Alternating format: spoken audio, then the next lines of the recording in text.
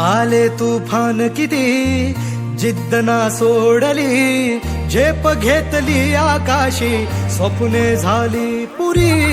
लढलो आणि जितलो बी काटच्या वाटवरी, दुश्मन भी आज मला वाकून सलाम करी. या मातीनं दिलं बळ लढण्याला अन भिडण्याला, देव माझा मल्हारी खंडोबा पाठीशी. लढलो पण रडलो नाही, हासिल मी जीतही केली, आशीर्वाद बाबांचा आईची.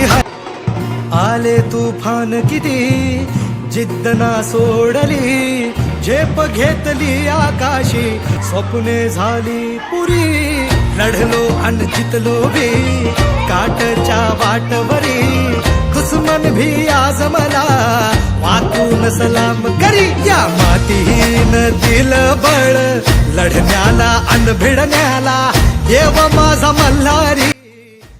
मी राहते आणि आता मी 2-3 वर्ष झालं सांगलीला आहे, पण माझं प्राथमिक शिक्षण इतकंच सगळं झालेलं आहे. 8वी पर्यंत मी याच शाळेमध्ये शिकत होतो. तर आता स्पर्धा परीक्षा तर तुम्हाला सगळ्यांना माहितीच आहे. तर तुम्ही 3री पासून मी या शाळेमध्ये स्पर्धा परीक्षा देते. 3रीला मी TSC, तिथं परत 4थीला स्कॉलरशिप, 5वीला नवोदय, परत 6वी-7वीला जीनियस, परत 8वीला NMMS आणि माझं सगळ्यात पहिलं यश NMMS ला माझं सिलेक्शन झालं होतं. त्याच्यानंतर परत माझी 9वी-10वी आरग हायस्कूलला झाली. त्याच्यानंतर 11वी-12वी पण तिथं झाल्या. त्याच्यानंतर परत मग मी चिंतामणरावला माझं बाकीचं अजून BCom माझं चालू आहे. तर BComच्या मी लास्ट इयरला आहे. तर मी सध्या तुम्हाला सांगायचं म्हटलं तर सोशल मीडिया ह्याच्यामुळं आजकालच्या मुलांना म्हणजे खूप जास्त ते आपल्या करिअर पासून खूप जास्त लांब चाललेले दिसतात. मला वाटतं इथं सगळ्यांना इंस्टाग्राम, फेसबुक बद्दल सगळ्यांना माहित असेल. असं कोणच नाही की ज्यांना इंस्टाग्राम, फेसबुक, व्हॉट्सअप याच्याबद्दल माहित नाही.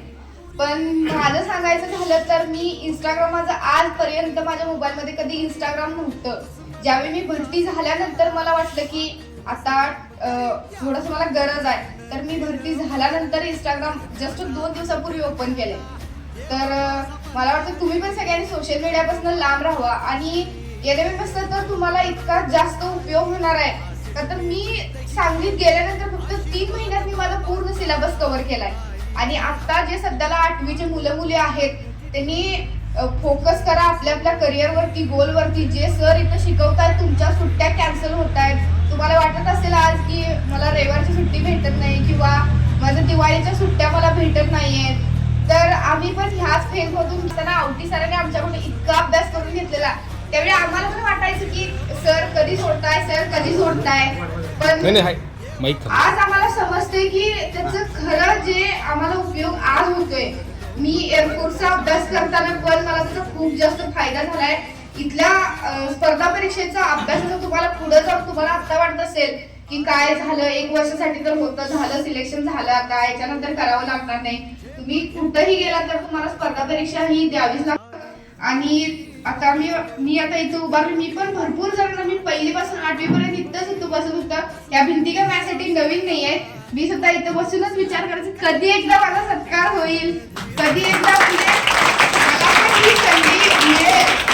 संधी मिळेल. म्हणजे माझ्या आईचं कष्ट सांगायचं तर ती घरी असायची, तिनं कधी सुद्धा जॉबचा तिच्याकडे म्हणजे कधी सुद्धा तिला जॉब करायची गरज नव्हती.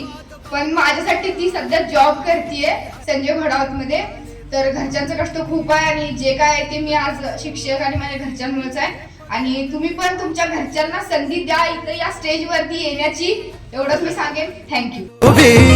काटच्या वाटवरी दुश्मन भी आज मला वाकून सलाम करी. या मातीनं दिलं बळ